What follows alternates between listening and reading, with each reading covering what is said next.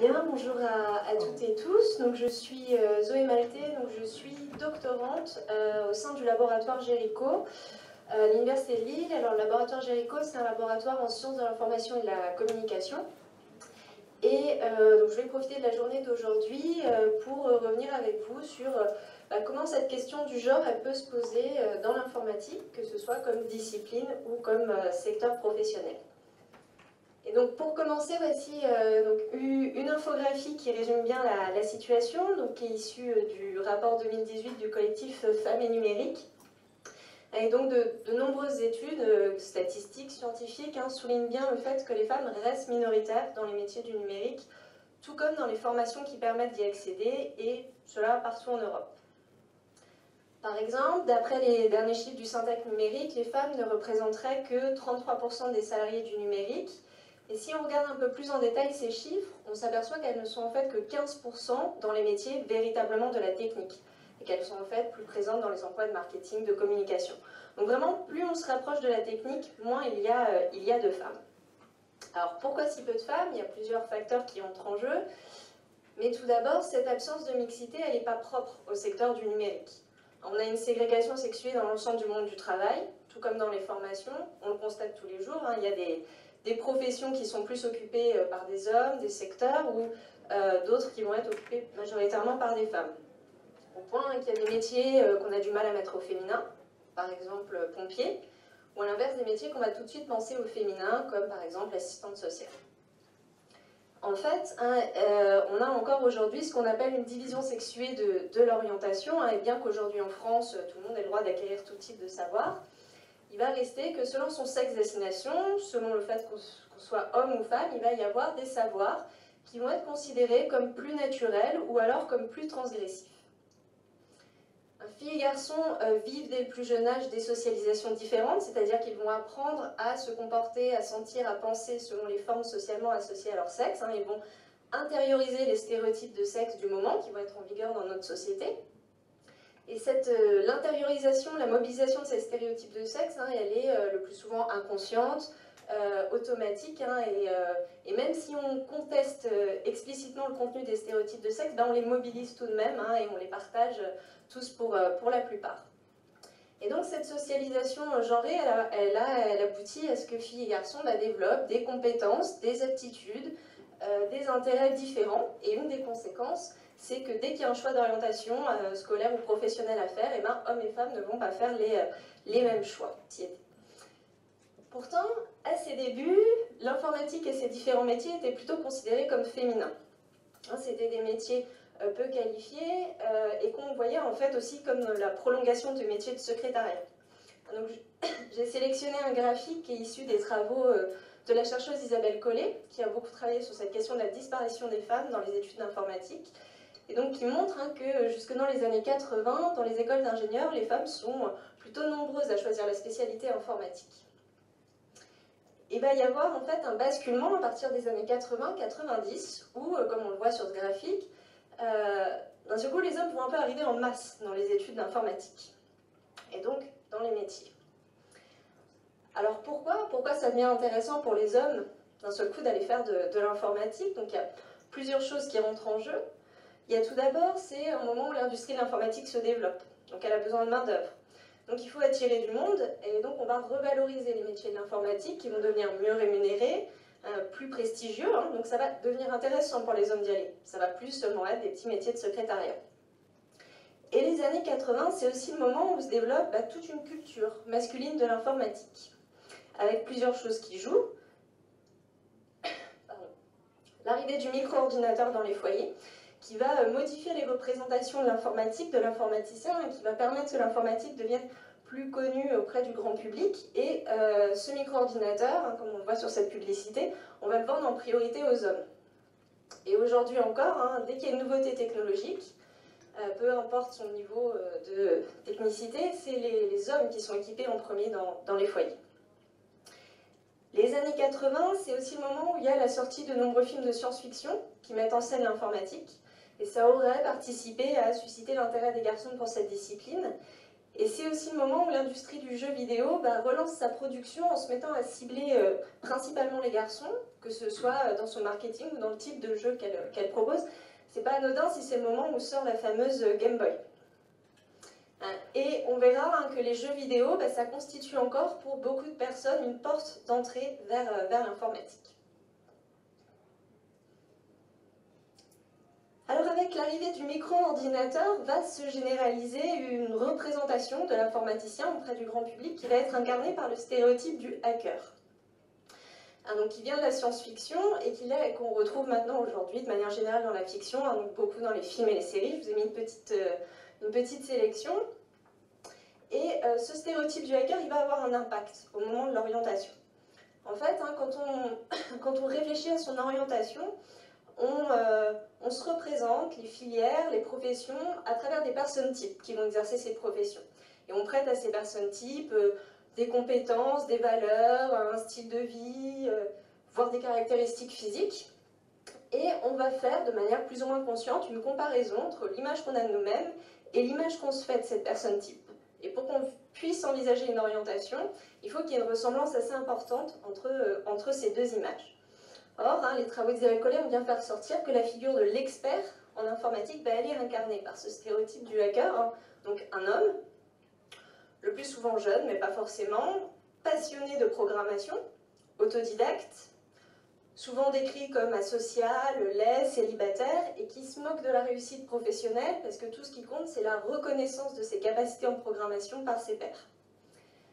Alors on a parfois une version féminine de ce hacker dans la fiction, donc déjà elle est assez rare, et là aussi on va être sur des personnages excentriques ou asociaux. Et donc ce modèle du hacker, il est culturellement familier aux garçons. Il est possiblement désirable pour les garçons.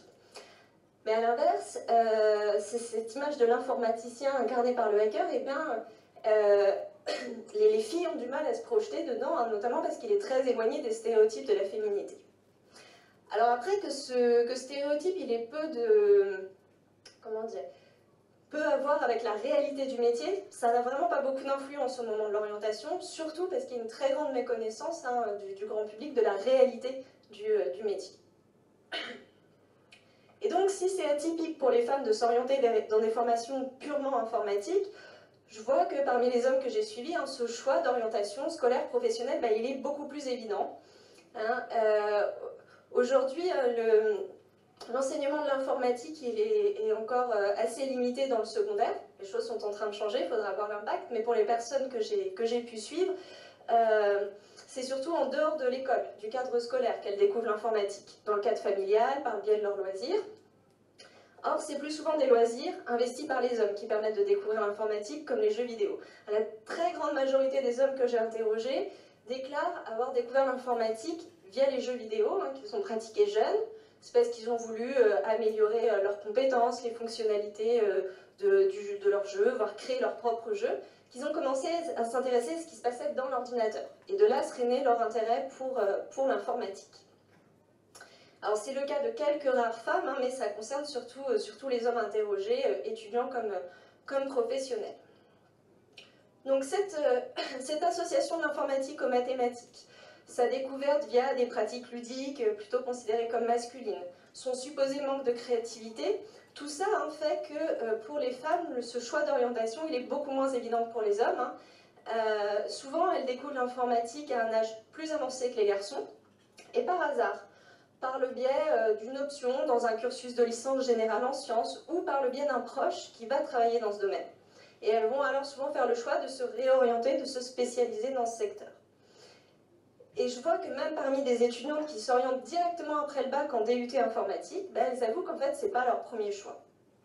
Elles ont d'abord envisagé de faire autre chose, de faire médecine, une école de vétérinaire, une école d'art. Mais elles ont dû renoncer à ce projet pour différentes raisons. Elles n'avaient pas le niveau scolaire suffisant ou en raison du coût des écoles. Et c'est alors un moment où elles étaient un peu perdues qu'un proche leur a soufflé la possibilité de l'informatique, une discipline à laquelle elles n'avaient pas du tout pensé auparavant, alors que le choix il est beaucoup plus évident pour les garçons qui pratiquent déjà l'informatique, ou en tout cas estiment pratiquer l'informatique, depuis plusieurs années déjà dans le cadre de leur loisir. Et donc, si les hommes découvrent plus tôt l'informatique que les femmes, ils estiment qu'ils la pratiquent bien avant leur entrée en formation.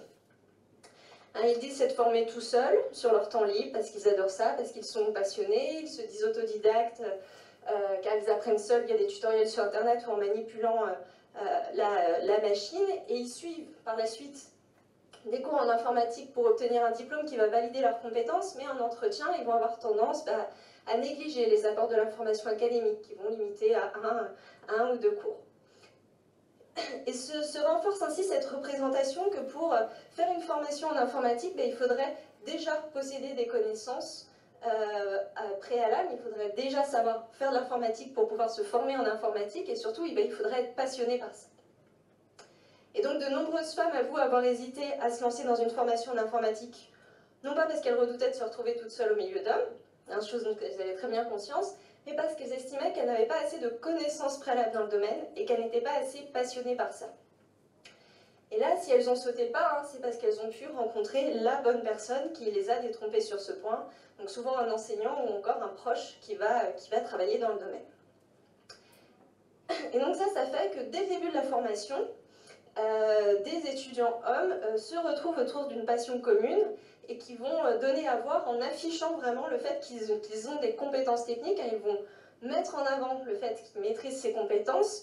Ça peut se voir notamment lors des cours de travaux pratiques, où les garçons instaurent une véritable compétition entre eux. C'est au premier binôme qui terminera l'exercice. Donc ils s'interpellent à travers la salle pour savoir où on est chaque groupe, insultent ceux qui sont en avance, se dépêchent de les rattraper. Quand ils ont terminé, tout le monde le sait, ils se tapent dans les mains, se congratulent, se vantent auprès des autres. Quand il y a des remises de notes qui concernent les disciplines liées à l'informatique, là aussi, chacun compare sa note, on se vante, on se moque de ceux qui ont échoué. Il faut savoir que vraiment la popularité au sein du groupe de formation, elle passe beaucoup par le fait d'être doué en informatique. Donc c'est important pour les garçons aussi de mettre en avant leur réussite en informatique, de le faire savoir aux autres. Et les enseignants constatent aussi une importante différence de niveau entre les personnes qui ont déjà pratiqué l'informatique et ceux et celles qui la découvrent. Et bien qu'ils affirment que ces différences de niveau, elles se gomment au fur et à mesure de la formation, eh bien il y a en début d'année des étudiantes qui se disent angoissées par ce constat. Elles doutent de leurs compétences, elles disent devoir travailler plus. Il y en a même qui vont jusqu'à revoir leurs ambitions à la baisse. Donc, il y a l'exemple de Léna, seule étudiante dans sa classe, qui, en voyant les réussites de ses camarades en TP, en entendant leurs notes, s'est dit bon, finalement l'informatique ça ne doit pas être pour moi, j'ai pas le niveau. Et c'est en fait en discutant avec une enseignante qu'elle a appris qu'en fait elle se situait dans l'ensemble de la promotion parmi les 10 premiers étudiants. Et que si les garçons de sa classe avaient de bons résultats, ça n'allait être que dans certaines matières bien spécifiques ou pour certaines activités bien précises. Et donc juste pour terminer, s'il y a déjà peu de femmes qui s'orientent dans les métiers du numérique, dans les filières qui y préparent, il faut savoir que celles qui y vont, qui se forment, qui y trouvent un emploi, eh bien elles sont beaucoup plus nombreuses que les hommes à sortir en cours de carrière. Donc j'ai sélectionné une citation qui est issue d'une étude qui avait été faite à l'échelle européenne. Donc parmi les femmes ayant des diplômes dans le domaine des technologies de l'information et de la communication, 20% de celles âgées de 30 ans travaillent dans ce secteur, elles ne sont plus que 9% passé l'âge de 45 ans. Donc ça témoigne bien des difficultés des femmes à se maintenir dans une activité du secteur. C'est un phénomène qu'on désigne souvent sous le nom de tuyau percé. Et les principaux obstacles, les principales difficultés que relèvent plusieurs études sur cette question de l'abandon des femmes, ça va être le plafond de verre, les inégalités de traitement et cette grande difficulté à se faire reconnaître par des pairs majoritairement masculins. Voilà, je vous remercie. Donc, je vous remercie aussi et on va accueillir nos intervenantes. Donc, si vous voulez bien vous placer derrière.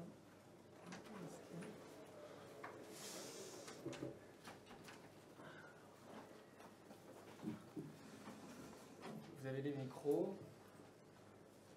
On va commencer, comme on avait dit, par Sophie, ensuite Zineb et enfin Constance. Je vais vous présenter.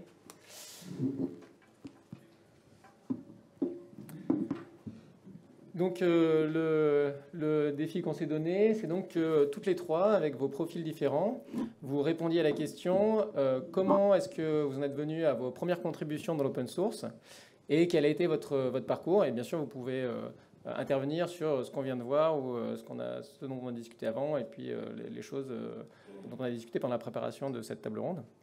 Et donc Sophie Gauthier, elle est Foundation Coordinator à The Document Foundation. Elle a rejoint la communauté openoffice.org en octobre 2000, où elle a participé à différents projets, notamment en QA et en localisation. Elle est un des membres fondateurs de The Document Foundation et elle participe à la communauté francophone de LibreOffice. Et donc voilà, à toi Sophie, tu as plusieurs minutes maintenant pour exposer. D'accord. Bonjour à tous. Donc moi j'ai commencé tout au début du projet openoffice.org, quand Sun a libéré le code de StarOffice. J'ai d'abord commencé par de la documentation pour rentrer petit à petit dans le projet. Et puis après, j'ai continué avec de la localisation. Et puis en même temps de l'assurance qualité, pas mal d'assurance qualité sur les patchs qui étaient soumis.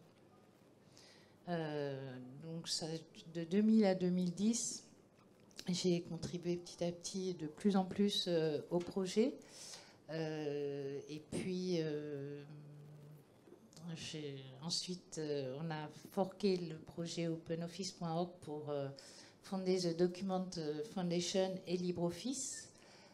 J'ai continué à m'occuper surtout des équipes de localisation et d'assurance qualité. Et j'ai été embauchée par la fondation comme release manager et maintenant comme fondation coordinateur. J'ai eu la chance de tomber dès le début sur un environnement qui était très ouvert et très accueillant. J'ai rencontré d'autres personnes à ce moment-là. Je crois que Fred, je te connaissais peut-être déjà dans ces années-là. L'équipe Mozilla. Et puis aussi, j'ai beaucoup travaillé avec l'équipe de localisation francophone de Debian, et qui m'a appris beaucoup. Et c'était aussi des gens qui étaient très bienveillants. Donc j'ai eu la chance, dans mon parcours, de ne tomber que sur des gens qui étaient accueillants et bienveillants. Et c'est vraiment une chance parce que je sais que ça n'arrive pas à tout le monde de la même façon. Voilà pour mon parcours. Merci. N'hésitez pas à être plus longue, hein, on a le temps. De toute façon, on aura le temps après pour des questions. Alors, Zineb Bendiba est Senior Software Engineer chez Red Hat. Elle est contributrice reconnue sur le projet open source Apache Camel. Actuellement, elle contribue principalement au sous-projet Camel Quarkus. Et avant de rejoindre Red Hat en 2020, elle a travaillé pendant 12 ans dans différentes entreprises. Elle a participé à la conception, au développement et à la gestion de différents projets, principalement dans la technologie Java. Par ailleurs, elle est membre active de l'association Duchesse France. Bonjour tout le monde. Je voudrais juste par rapport à la présentation rajouter un petit contexte par rapport à moi. Je suis arrivée en France il y a 10 ans. J'ai grandi au Maroc, j'ai étudié au Maroc et j'ai commencé ma carrière au Maroc.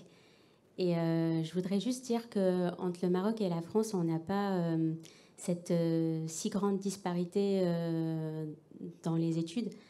Moi, j'ai été au collège et au lycée fin des années 90, début années 2000. Et la tendance, c'était d'être scientifique, d'aller principalement sur des études d'ingénierie. Donc, quand on est ingénieur ou dans l'informatique, on va avoir 30-40% de femmes à peu près, en tout cas sur la période où moi j'ai étudié. Donc moi, j'ai connu un peu tardivement, quand je suis arrivée en France, par hasard, qu'il n'y avait pas beaucoup de femmes dans l'informatique. Je m'en suis rendu compte déjà en partant à ma première conférence.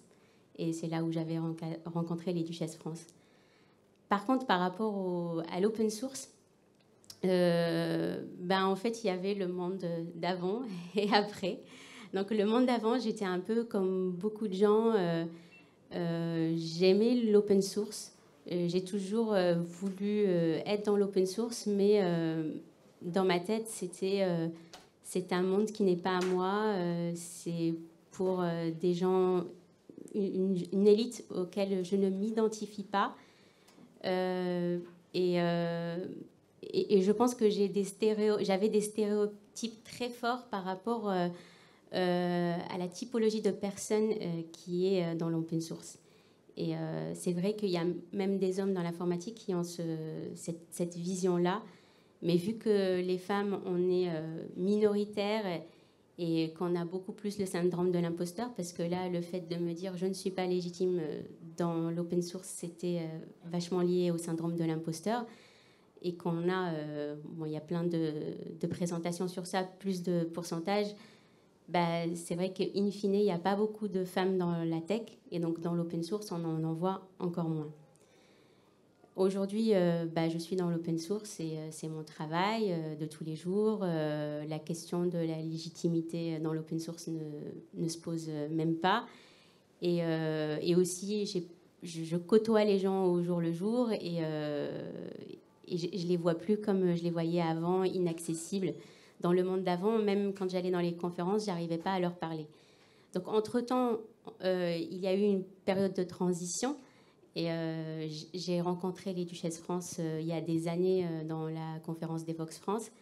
Et par rapport à... J'ai vu, en fait, j'ai eu un espace d'échange. J'ai pu connaître que ça existe, le syndrome de l'imposteur. Avant, je ne connaissais pas, donc tout ce que je pensais était forcément vrai.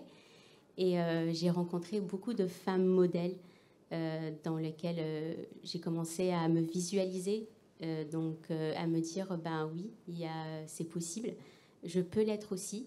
Et j'ai eu aussi cet espace d'échange entre femmes où il y a eu d'autres femmes qui m'ont soutenue, qui m'ont dit, tu peux le faire.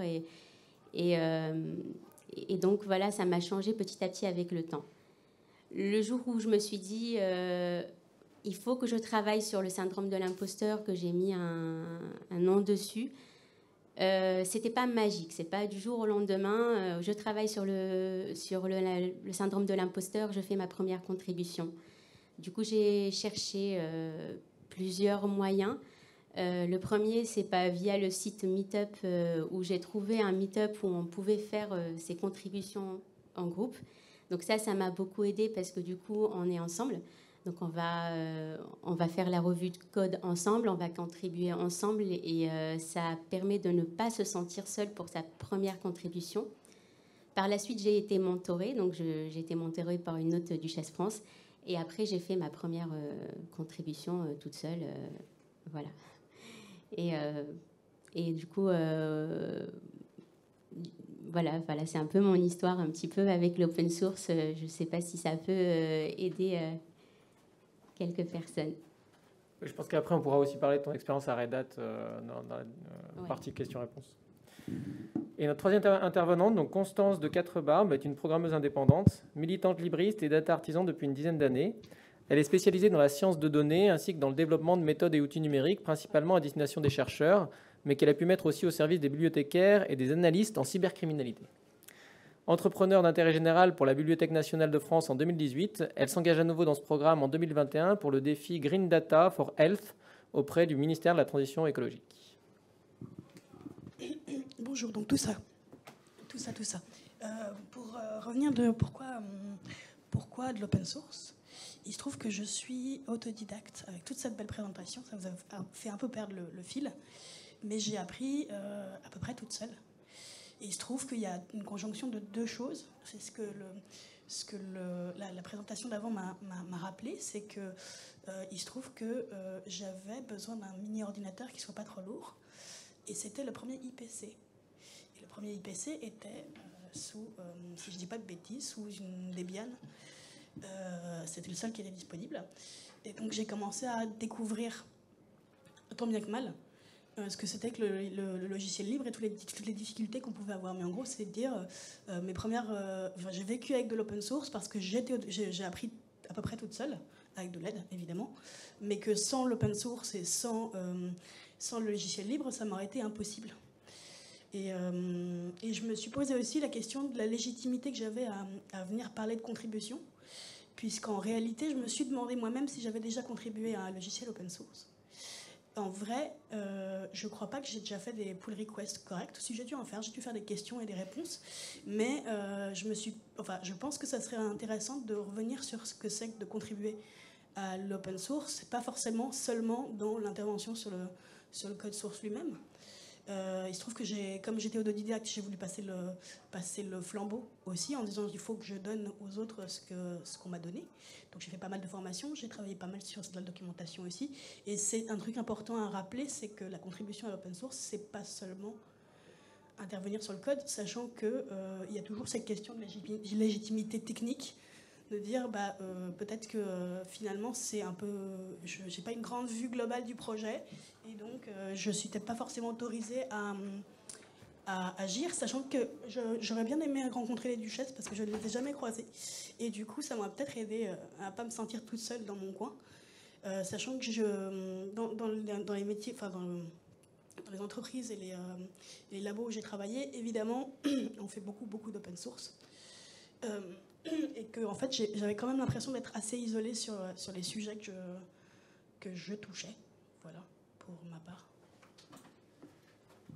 Donc, merci à tous les trois. Alors avant d'ouvrir à vos questions, une des raisons aussi de refaire cette table ronde à l'Open Source Experience, c'est qu'il y a 3 ans, en 2018, il y avait eu cette intervention des Open Heroines, donc, dont tu fais partie, Sophie, qui mettait en avant à la fois le problème et proposait 8 pistes concrètes. Donc je ne vais pas toutes les rappeler, vous pouvez trouver la présentation en ligne. Et il y avait effectivement des pistes très faciles. Donc une que je vous cite parce qu'elle me concerne et je la trouve hyper facile à mettre en œuvre, c'est pas de Manel, pas de panel où il n'y a que des hommes.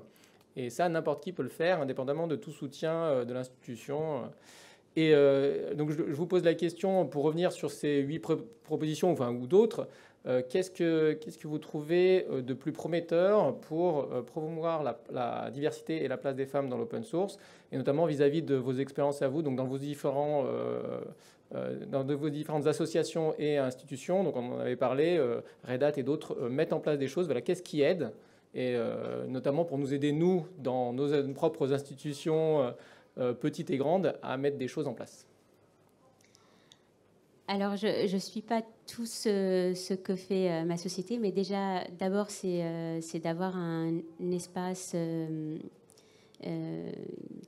qui aide à la diversité et tout le monde se trouve, quel que soit son genre et son ethnie. On a à l'intérieur de notre société, donc ça permet de se dire, par exemple, moi, en tant que femme dans la tech, j'ai envie d'être dans un espace safe parce que avant j'ai travaillé 12 ans avant d'arriver chez Red Hat. Je côtoie des gens qui sont super bien et de temps en temps je côtoie des gens qui sont pas très accueillants envers une femme. Donc aujourd'hui c'est très important pour moi dans mon travail d'être dans un espace safe. On a plusieurs groupes pour des communautés différentes de diversité. Pour si jamais il y a un problème, du coup, on a notre espace pour pouvoir discuter et en échanger. Red Hat fait beaucoup de choses. Donc chez Red Hat, nous, on est libre d'être sur plusieurs projets, mais on ne peut pas être partout en même temps. Mais du coup, ils ont des programmes destinés aux jeunes. Donc par exemple, pour des jeunes filles en primaire ou ados, de leur faire montrer l'informatique, la robotique pour les inciter. Il y a des programmes pour avoir plus de diversité dans les études à l'université, des programmes pour accueillir des stagiaires. On est par exemple sur des programmes comme Outreachy qui va permettre d'un programme d'accueillir des stagiaires dans l'open source qui sont à 90% issus de minorités, donc au sens large. Là, cette semaine, il y a eu une communauté de Women in Tech qui vient de se créer et on pourrait, a priori, via cette communauté, faire du coaching code. Donc, en fait, il y a beaucoup de choses et je suis sûre que je ne connais pas tout.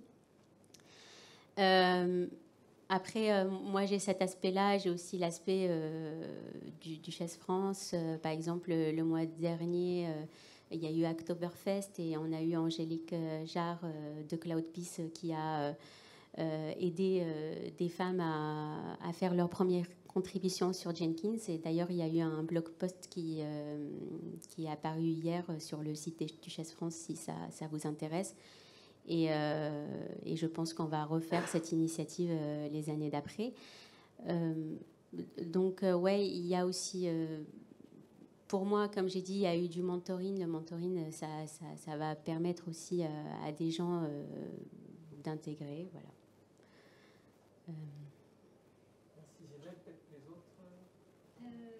Oui, donc pour revenir sur l'action d'Open Heroine, il y a un site qui a été mis en place qui s'appelle Les Expertes, sur lequel les femmes peuvent s'inscrire et, dans leur domaine d'expertise ou de compétences.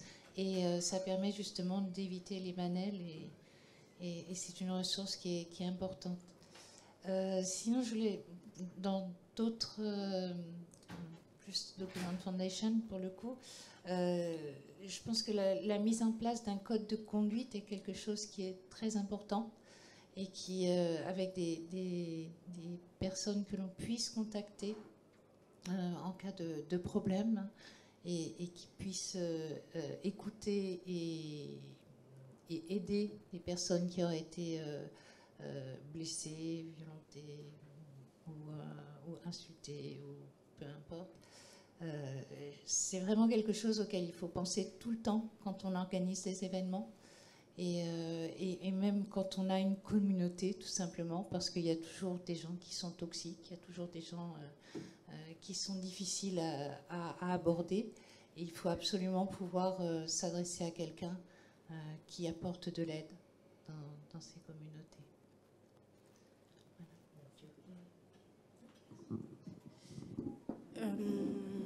Je pense qu'il y a aussi une partie qui est importante, c'est de bien flécher de bien montrer aux gens comment est-ce qu'on peut contribuer, pas forcément seulement sur du code, mais justement il y a une barrière à l'entrée qui est assez haute. Enfin en tout cas, je ne sais pas pour les autres, mais en général, on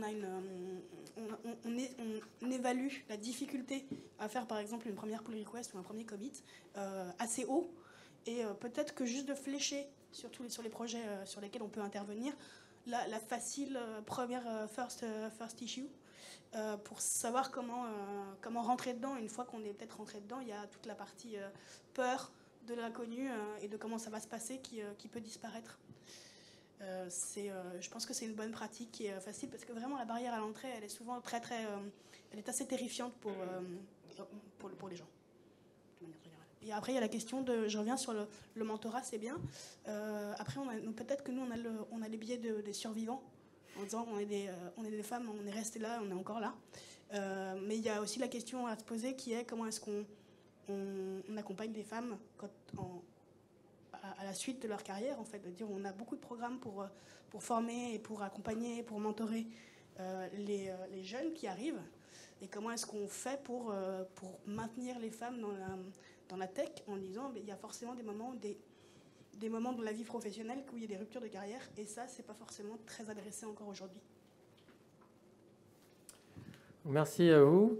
Peut-être que je peux t'inviter pour répondre aussi, vu qu'on n'a pas eu le temps de faire des questions-réponses pour ton intervention, comme ça tu seras le quatrième du panel. On va faire un panel avec un homme. Et du coup, les questions sont ouvertes maintenant. Ou tu prends la chaise là-bas. Oui, il va se débrouiller. Donc voilà, est-ce que vous avez des questions? Là, je pense que je peux faire passer un micro, si besoin. Vous avez un panel riche, donc profitez-en.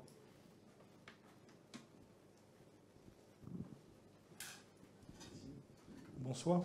Il y a quelques années, il y avait une étude, je crois qu'elle n'était pas strictement française, mais sur les effectifs et la part féminine, et qui montrait que dans l'open source, dans les entreprises open source, la part de femmes dans les fonctions techniques était encore plus réduite que dans l'ensemble de l'informatique, tout confondu, le propriétaire, open source, etc.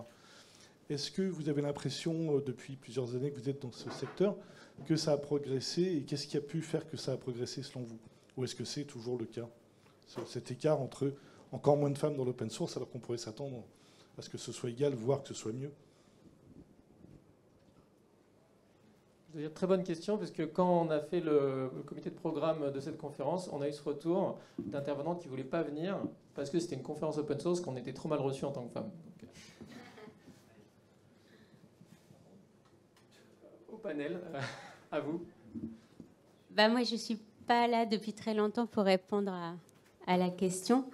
Mais du coup, j'ai juste remarqué des fois, donc quand je m'intéressais aux offres d'emploi open source, que souvent, pour des profils du coup seniors comme moi, par exemple, il y en a beaucoup qui continuent à mettre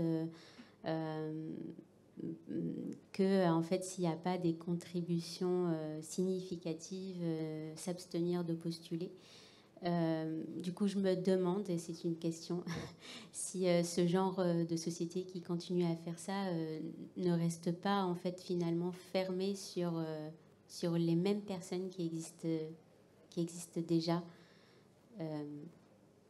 au lieu de ramener plus de diversité de par prendre par exemple des postes plus juniors, ou bien d'intégrer des personnes qui ont de l'expérience et qui peuvent ramener autre chose, une autre vision des choses de l'équipe, et s'embarquer aussi dans l'open source, pourquoi pas.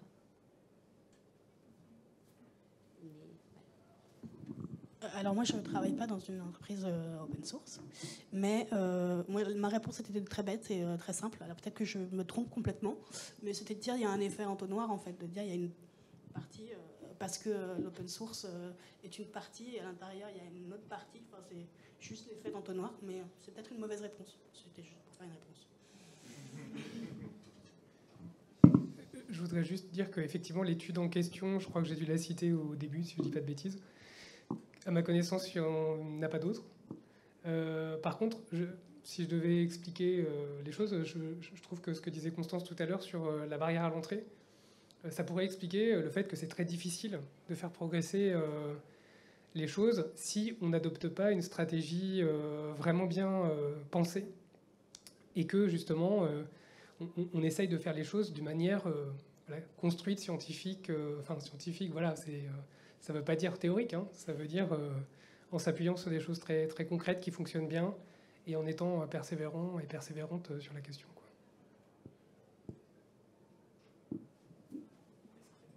Donc, quelque chose qui était intéressant, qu'a redit Constance, je crois, tout à l'heure, et qui était revenu quand on avait préparé cette table ronde, c'est que baisser la barrière à l'entrée pour tout le monde, ça favorise la diversité, et les femmes notamment, parce que c'est elles qui vont être le plus bloquées, qui vont le plus avoir le syndrome de l'imposteur. Donc ça vaut vraiment le coup pour tous les projets de baisser cette barrière à l'entrée, de flécher les PR faciles, d'accueillir les gens, quel que soit leur sexe, et ça profitera aux femmes. Oui, moi c'était juste une question. Je me demandais si le Women in STEM paradox avait été observé sur les contributions open source ou pas. Est-ce que c'est le paradoxe la corrélation inverse entre l'égalité de genre et l'inclusion des femmes dans les formations en informatique, en ingénierie de manière générale. Donc plus l'égalité de genre est prononcée, moins il y a de femmes en école d'ingé. Et ça a été observé avec à plusieurs études, etc. etc. On ne sait pas trop pourquoi, si j'ai bien compris. Enfin, ça fait 1 ou 2 ans que je n'ai pas regardé, mais il n'y avait pas d'interprétation de ce résultat sérieuse. Et je me demandais si on avait observé la même chose en open source, parce que ce serait intéressant de savoir si ça s'inverse quand on parle de contribution ou ce genre de choses. Oui, c'est une contribution scientifique. Je peux juste dire que, à vrai dire, je ne sais pas, pour ce qui est de l'open source. Par contre, c'est vrai qu'il y a des choses qui sont quand même assez frappantes sur le fait que, par exemple, il y a des femmes qui ont de meilleurs résultats et dont on observe que finalement, elles laissent tomber leur parcours, alors que finalement, sur un certain nombre de critères, elles réussissent mieux que les hommes, pour un certain nombre de raisons qui, d'après ce que j'en sais, mériteraient encore beaucoup d'exploration pour pouvoir les comprendre. Parce qu'effectivement, c'est très multifactoriel, et donc on ne sait pas forcément très bien analyser le pourquoi du comment. Et justement, peut-être le risque aussi par rapport à ça, c'est d'arriver trop vite à une conclusion qui n'est pas la bonne, et de foncer dans quelque chose qui peut être contre-productif. Donc il y a encore pas mal de travail, j'imagine, à faire sur le sujet. Je me permets, mais il n'y avait pas des critères explicatifs qui consistaient à dire que, par exemple, dans les pays où justement l'inégalité homme-femme est assez forte, l'ingénierie informatique était conçue comme un endroit plus safe que d'autres métiers. Typiquement, si tu es ingénieur sur les chantiers, c'est beaucoup plus risqué pour une femme. Du coup, il vaut mieux trouver des métiers où on est dans un bureau, parce que c'est moins exposé aux risques. Enfin, je me souviens d'avoir lu ça quelque part. C'est vrai, en particulier l'exposé long de Zoé Maltais que vous pouvez trouver en ligne. Comparer l'état de la France avec l'état, alors des Philippines peut-être, je me rappelle plus, un pays asiatique, où il y avait une forte proportion de femmes parce que c'était un métier sûr, protégé, propre. C'est vrai. Ça peut être une cause. Est-ce que quelqu'un d'autre veut répondre faire une hypothèse? Non.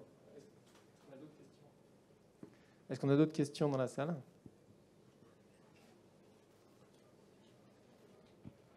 Bonjour à tous, à toutes. J'aimerais savoir si vous pensez que l'évolution des mœurs peut faire le taf, c'est-à-dire par l'éducation à l'école, le fait qu'il y ait de plus en plus de filles, de jeunes filles qui se mettent à apprendre le code et puis en fait à se tourner vers l'informatique, par la pédagogie, par l'évolution des attitudes au sein des communautés, ou est-ce que vous pensez qu'il faut nécessairement appliquer des codes de conduite ?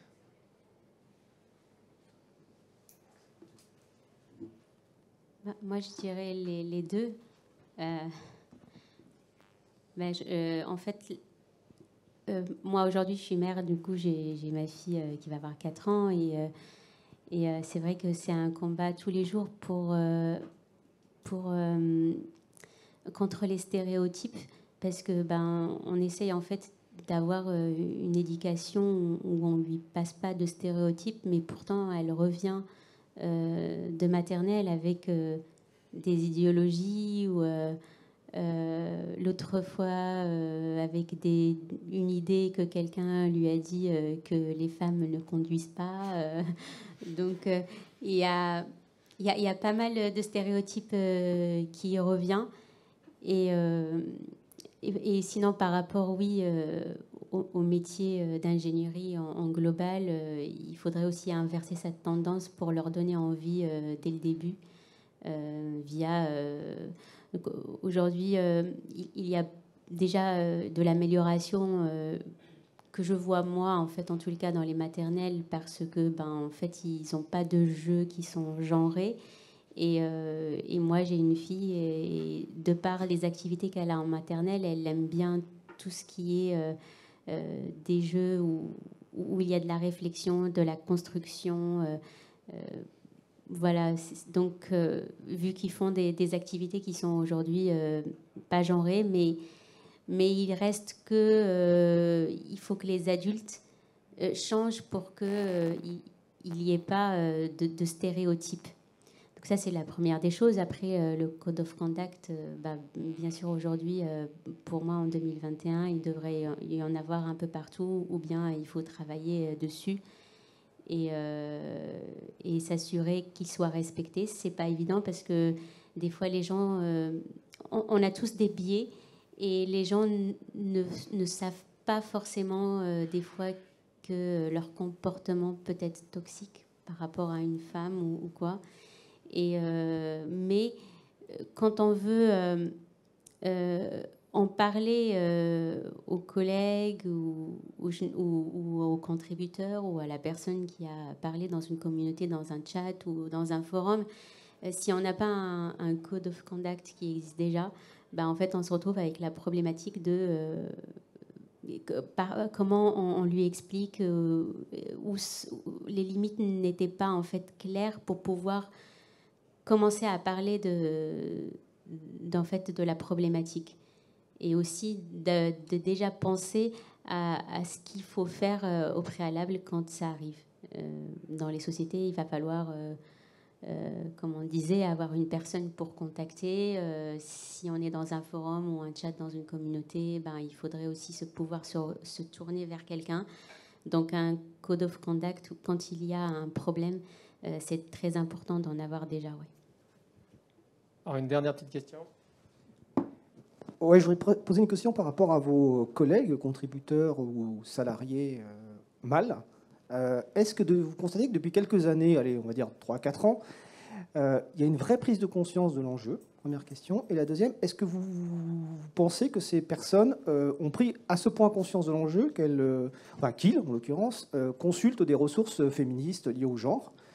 Parce que pour ne pas le citer, on va pas la citer, il y a une fondation qui a montré récemment qu'elle n'avait visiblement rien compris à ces enjeux-là.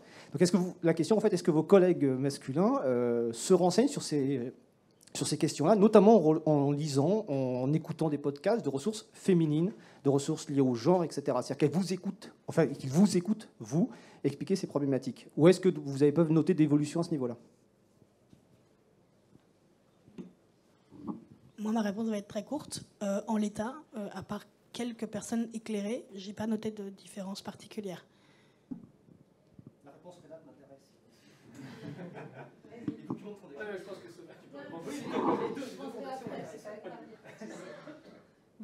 Moi, du coup, ça fait un peu plus d'1 an que j'y suis et j'ai pas eu l'occasion de rencontrer mes vrais collègues en réel pour en discuter. Je pense que, comme tout sujet, ça va doucement. Notre société n'arrête pas d'en parler. De par certaines réflexions, on peut voir que certains collègues s'intéressent. Peut-être que d'autres pas encore, mais du coup, il y a un travail en interne qui essaye de se faire pour avoir plus de sensibilité. Mais comme je dis, on a tous des biais et il faut réussir à faire passer le message. Par exemple, depuis Black Lives Matter, il y a eu beaucoup d'articles, beaucoup de trucs qui sont sortis et dans le monde de la tech. Donc moi, je travaille en parlant en anglais. Maintenant, la tendance est de plus dire guys. Donc, mais tout le monde dit encore hello guys. Et il est vrai qu'une fois, j'étais dans une réunion. Quelqu'un qui dit hello guys, il y a un autre collègue qui lui fait comprendre qu'en fait, vu que Zineb est là, il ne faut pas dire hello guys. Aujourd'hui, on dit folks, on dit ceci, on dit cela. Donc, ça commence à arriver, et surtout depuis Black Lives Matter, on voit qu'il y a beaucoup. Maintenant, dans le monde de l'open source, beaucoup se pensent déjà ouverts et qu'il n'est pas besoin de changer. Mais c'est là où certains témoignages, comme le mien, peuvent peut-être aider à se dire que c'est pas juste parce que n'importe qui peut faire une PR. Peut-être qu'en fait, les gens pensent qu'ils ne peuvent pas ou ils ne sont pas légitimes de venir sur le projet. Et puis ça, c'est le plus grand problème. Merci. Et toi, Sophie, alors? Oui, je voulais juste ajouter que s'il y a effectivement une prise de conscience en Europe, parce que le problème est très européen, il y a d'autres pays où ça ne se passe pas du tout comme ça, notamment en Albanie, par exemple. Et puis d'autres pays où la prise de conscience est très, très, très compliquée. Oui. En fait, je voulais préciser ma réponse. Je pense que c'est un point intéressant, c'est que si j'ai noté un changement, c'est plutôt une plus grande crispation. C'est-à-dire que les gens sont alertés sur le sujet, mais ils sont beaucoup plus crispés sur le sujet, sur la question de la diversité. C'est presque si on ne nous demande pas parfois en nous disant comment est-ce qu'il faut faire. Comment est-ce qu'il faut dis-moi comment est-ce qu'il faut que je fasse. D'où ma question sur le fait que c'est aussi à ces personnes-là de lire des ressources qui existent déjà. C'est ça. C'est ça, mais ça finit comme des blagues ou des gens qui râlent. Je pense à un exemple très concret qui est les gens qui râlent parce que sur GitHub on a changé le master en main. Et du coup ils disent c'est incroyable quand même. Voilà. C'est ce genre de crispation-là qu'on note. Oui, je voudrais juste préciser qu'en fait, il n'y a pas toujours de consensus sur la manière de faire. Il y a encore beaucoup de travail à faire pour essayer de comprendre ce qui peut marcher et ce qui peut ne pas marcher. Et donc, du coup, peut-être que par rapport à ça, il y a des gens qui vont peut-être plus se reconnaître dans certaines manières d'avancer, d'autres dans d'autres manières d'avancer. Et voilà, c'est une démarche qui est quand même très, très complexe. Et elle est très complexe aussi parce que Zineb disait on a des biais, il y a des stéréotypes, etc. Mais en fait, ça, c'est, j'allais dire, il y en aura toujours. C'est inhérent à notre cerveau, en fait. C'est inhérent à notre manière de fonctionner. C'est-à-dire qu'en fait, on peut être dans la civilisation la plus égalitaire qu'on puisse imaginer, la plus mixte et la plus tout ce qu'on veut. On aura toujours des biais cognitifs, il y aura toujours des stéréotypes, parce qu'un stéréotype, c'est juste une croyance en un fait. Et quand on dit, par exemple, les hommes sont plus grands que les femmes, bah, il y a une statistique. Il suffit de mesurer la taille moyenne des hommes et la taille moyenne des femmes, et en moyenne, c'est vrai que les hommes sont plus grands que les femmes. Ça ne veut pas dire qu'il n'y a pas des femmes plus grandes que certains hommes.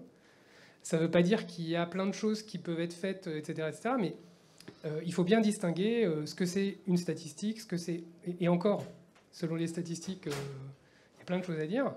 Ce que c'est qu'un stéréotype, ce que c'est qu'un préjugé, etc., etc. Et en fait, finalement, même s'il y a des stéréotypes, même s'il y a des biais, ils ne sont pas toujours forcément catastrophiques. C'est-à-dire que même si on opère un traitement, si notre cerveau opère un traitement différencié, qu'on soit un homme vis-à-vis d'une femme ou une femme vis-à-vis d'un homme, ou une femme vis-à-vis d'une femme ou un homme vis-à-vis d'un homme, ça ne débouche pas forcément sur quelque chose d'inégalitaire et de révoltant. Parfois oui, et parfois non. Et par exemple, dans les 2 études que j'ai montrées, il me semble que la conclusion, c'est qu'en fin de compte, même s'il y a des biais, ça ne semble pas extrêmement grave dans cet exemple-là.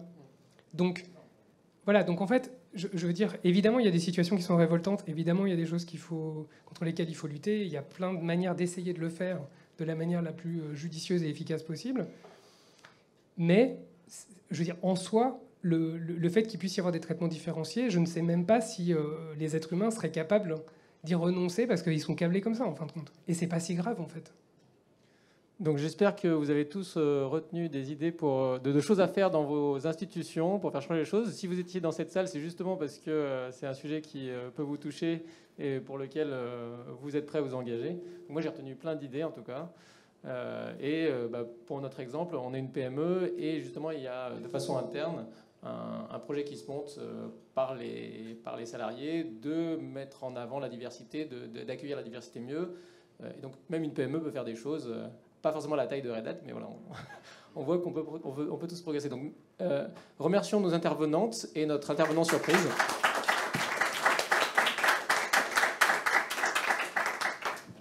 Merci.